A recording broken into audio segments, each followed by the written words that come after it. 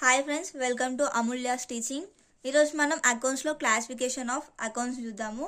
ఇది మనకు 5 marks answer ఎగ్జామ్లో. అకౌంట్స్ అనేది 2 టైప్స్లో క్లాసిఫై అయింది. ఒకటి పర్సనల్ అకౌంట్, ఇంకోటి ఇంపర్సనల్ అకౌంట్. పర్సనల్ అకౌంట్ అనేది 3 టైప్స్. ఎట్లా అంటే natural person, artificial person, representative person.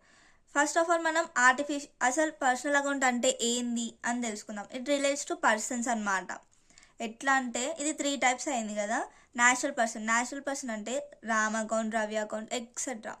ఇప్పుడు మనం ఏదైనా షాప్కి వెళ్ళినాం అనుకోండి, మనం ఉద్దర తీసుకుంటాం.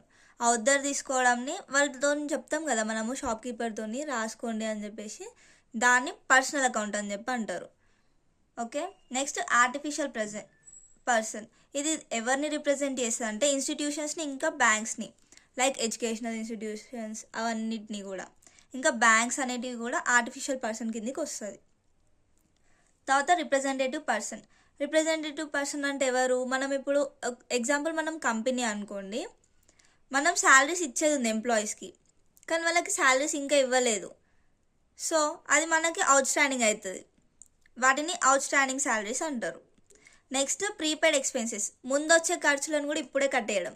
లైక్ మనం నెక్స్ట్ మంత్ రెంట్ కూడా ఇప్పుడే పే చేసేయడం, దీన్ని ప్రీపెయిడ్ ఎక్స్పెన్సెస్ అంటారు. ఇది కూడా రిప్రజెంటేటివ్ పర్సన్ కిందకి వస్తుంది. సో ఇవన్నీ కూడా పర్సనల్ అకౌంట్ కిందకి వస్తాయి. Okay, next impersonal account 2 types divide అయిందనమాట. ఒకటి రియల్ అకౌంట్, ఇంకోటి నామినల్ అకౌంట్. రియల్ అకౌంట్ అంటే ఇట్ రిలేట్స్ టు అసెట్స్. ఇది మొత్తం కూడా అసెట్స్ గురించే రిలేట్ అయి ఉంటుంది. ఓకే, ఈ అసెట్స్ అనేటివి 2 టైప్స్లో డివైడ్ అయినాయి. Tangible assets, intangible assets. Tangible assets అంటే which we can see, touch. Okay, మనం చూడగలుగుతాం, దాన్ని టచ్ చేయగలుగుతాము. Okay, next intangible assets. ఇవి మనం చూడలేము, టచ్ కూడా చేయలేము, కానీ ఇది మనకి అసెట్ అనమాట. టాంజిబుల్ అసెట్స్ అంటే ల్యాండ్, బిల్డింగ్, ఫర్నిచర్, ఇవన్నీ కూడా మనం విజువల్గా మనం చూడగలుగుతాం, టచ్ చేయగలుగుతాం. ఇంటాంజిబుల్ అసెట్స్కి వచ్చేసరికి గుడ్ విల్ అంటే ఏంది? ఒక మంచి నేమ్ కంపెనీకి, ఒక బ్రాండ్ నేమ్, అట్లాంటి గుడ్ విల్, కాపీరైట్స్, పేటెంట్స్, ఇవన్నీ కూడా ఇంటాంజిబుల్ అసెట్స్ అనమాట.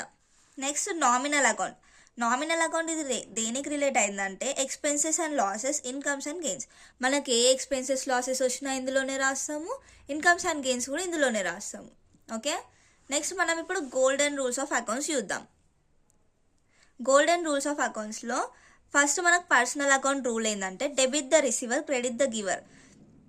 రిసీవ్ చేసుకునే వాళ్ళని ఎప్పుడు కూడా డెబిట్ చేయాలి, తీసుకునే వాళ్ళని క్రెడిట్ చేయాలన్నమాట.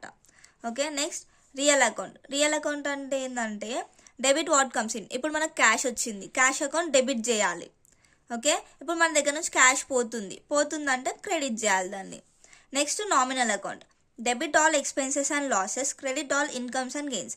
మనకి ఏ ఎక్స్పెన్సెస్, లాసెస్ వచ్చినా కానీ దాన్ని డెబిట్ చేయాలి, ఏ ఇన్కమ్ అండ్ గెయిన్ వచ్చినా కానీ క్రెడిట్ చేయాలి. ఇది must and should important question అనమాట, 5 మార్క్స్కి వస్తుంది. Thank you for watching.